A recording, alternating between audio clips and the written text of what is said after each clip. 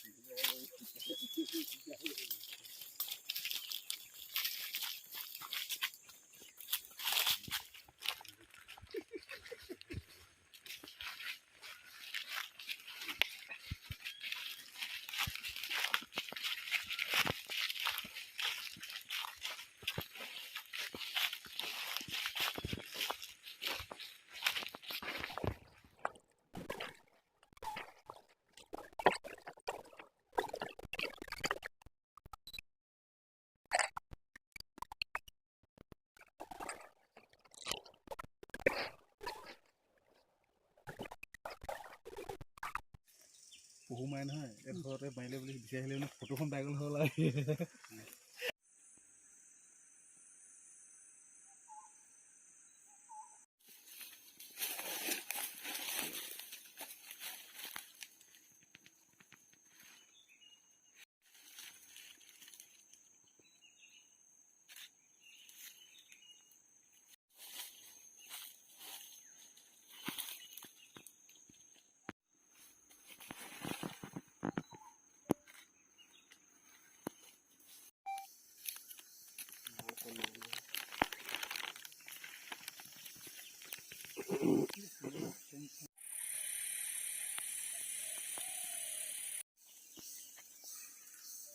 গোটেই সৰু পহু